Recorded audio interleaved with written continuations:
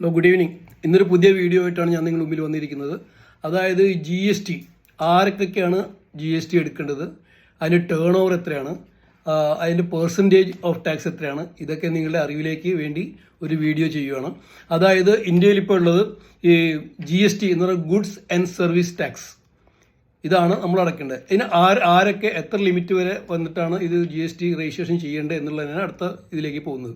അതായത് ഗുഡ്സ് ആയിട്ട് ഡീൽ ചെയ്യുന്ന ഒരു ട്രേഡർക്ക് 40 lakhs ടേൺ ഓവർ വന്നു കഴിഞ്ഞാൽ GST രജിസ്ട്രേഷൻ മസ്റ്റാണ്, മാൻഡേറ്ററി ആണ്.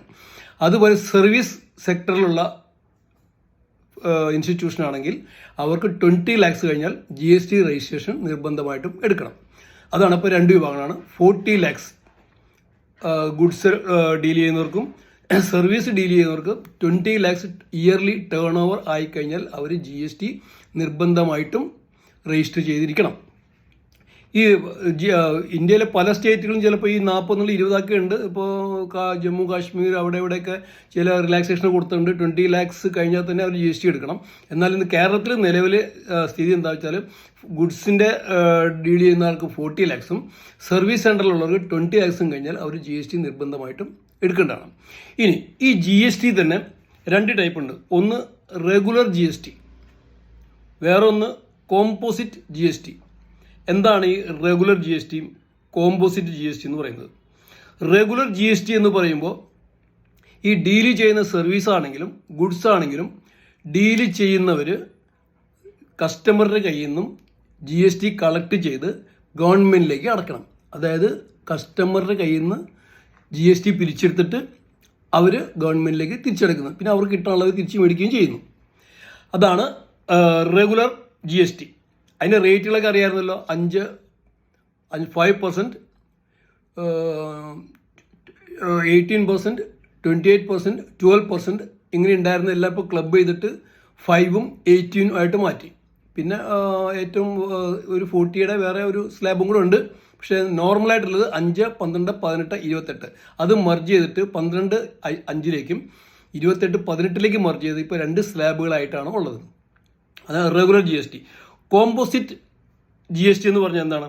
കോമ്പോസിറ്റ് GST എന്ന് പറയുന്നത് ട്രേഡ് ആണെങ്കിലും സർവീസ് സെൻറ്റർ ആണെങ്കിലും 1.5 crore വരെ ടേൺ ഓവർ ഉള്ള സ്മോൾ ട്രേഡേഴ്സ്, അതായത് 1.5 crores ആനുവൽ ടേൺ ഓവർ ഉള്ള ട്രേഡേഴ്സിൻ്റെ GSTക്കാണ് ഈ കോമ്പോസിറ്റ് GST എന്ന് പറയുന്നത്. അവരുടെ കയ്യിൽ നിന്ന് തന്നെ ടാക്സ് അടയ്ക്കണം. നാട്ടുകാരിൽ നിന്ന് പിരിക്കാനോ കസ്റ്റമറുടെ കയ്യിൽ നിന്ന് പിരിക്കാൻ പറ്റത്തില്ല. അവർ ഒരു നോമിനലായിട്ടുള്ള ടാക്സ് ഗവൺമെൻറ്റിലോട്ട് നേരിട്ട് അടയ്ക്കണം. അത് 1% to 6% വരെ വേരി ചെയ്തുകൊണ്ടിരിക്കും. 1% എന്ന് പറഞ്ഞാൽ ട്രേഡേഴ്സിന് ബിസിനസ്മെൻസിനുള്ളതാണ്. അവരുടെ ടേൺ ഓവറിൻ്റെ നോക്കിയിട്ട് 1% അവർ കയ്യിൽ നിന്ന് GST അടയ്ക്കണം. ഹോട്ടൽസ്, റെസ്റ്റോറൻറ്റ്സ് അവർക്ക് 5% ആണ് GST വരുന്നത്. അപ്പോൾ GST എടുക്കേണ്ടവരുടെ ലിമിറ്റ് 40-20 lakhs ആണ്. രണ്ട് ടൈപ്പ് ഉണ്ടെന്ന് പറഞ്ഞു. Regular GST, composite GST. Regular GST എന്ന് പറഞ്ഞാൽ ആ ട്രേഡർ കസ്റ്റമറുടെ കയ്യിൽ നിന്ന് പിരിച്ചെടുത്ത് ഗവൺമെൻറ്റിലോട്ട് അടയ്ക്കണം. കോമ്പോസിറ്റ് GST എന്ന് പറഞ്ഞു കഴിഞ്ഞാൽ ആ ട്രേഡർ അയാളുടെ ടേൺ ഓവറിൻ്റെ പെർസെൻറ്റേജ്, അയാളുടെ ബിസിനസ്സിൻ്റെ ഇതനുസരിച്ച് 1 to 5% ആണ് ആ ടാക്സ് അയാൾ നേരിട്ട് കസ്റ്റമറിൽ നിന്ന് പിരിക്കാതെ തന്നെ ഗവൺമെൻറ്റിലോട്ട് അടയ്ക്കണം. അപ്പോൾ നമ്മളിപ്പോൾ ഒരു സ്ഥലത്ത് പോയിട്ട് ഒരു ബില്ല് കിട്ടുമ്പോൾ ആ GST കോമ്പോസിറ്റ് ആണോ റെഗുലർ ആണോ എന്നറിയണം. ചിലവരിപ്പോൾ നമ്മൾ പറ്റിക്കലുണ്ടാവുമല്ലോ. കോമ്പോസിറ്റ് ആണെങ്കിൽ ചിലപ്പോൾ അവൻ നമ്മളിൽ നിന്ന് പിരിക്കും, അതുകൊണ്ട് അവനത് അടയ്ക്കും. പക്ഷേ അത് നമ്മുടെ നിന്ന് പിരിക്കാൻ പാടില്ല. കോമ്പോസിറ്റ് അത് 1.5 crores വരെ ബിസിനസ് ചെയ്യുന്ന സാധാരണ ഒരു ട്രേഡർ അയാളുടെ കയ്യിൽ നിന്നാണ് ടാക്സ് അടയ്ക്കേണ്ടത്. 1 to 5% വരെ അതിൽ വേരിയേഷൻ ഉണ്ട്. അപ്പോൾ നമ്മളെ പറ്റിക്കുകയാണോ അല്ലെങ്കിൽ നമ്മുടെ കയ്യിൽ നിന്ന് അനർഹതമായിട്ട് അവർ പിടിച്ചെടുക്കുന്നതാണെന്ന് അറിയണമെങ്കിൽ ആ GSTയുടെ പോർട്ടലിൽ പോയിട്ട് അവർ GST നമ്പർ അടിച്ചു കൊടുത്താൽ നമുക്ക് അറിയാൻ പറ്റും അത് റെഗുലർ GST ആണോ കോമ്പോസിറ്റ് GST ആണോ എന്നുള്ളത്. കോമ്പോസിറ്റ് GST ആണെങ്കിൽ നമ്മൾ GST ടാക്സ് നമ്മൾ അടയ്ക്കേണ്ട ആവശ്യം ഇല്ല. അതായത് റെഗുലർ ആണെങ്കിൽ അവർ നമ്മുടെ നിന്ന് അവരെ പിടിച്ച് ഗവൺമെൻറ്റിലോട്ട് അടയ്ക്കുകയും ചെയ്യും. ഇതാണ് ഇന്നത്തെ വിഷയം. നിങ്ങൾക്ക് മനസ്സിലായി കാണുമെന്ന് വിശ്വസിക്കുന്നു.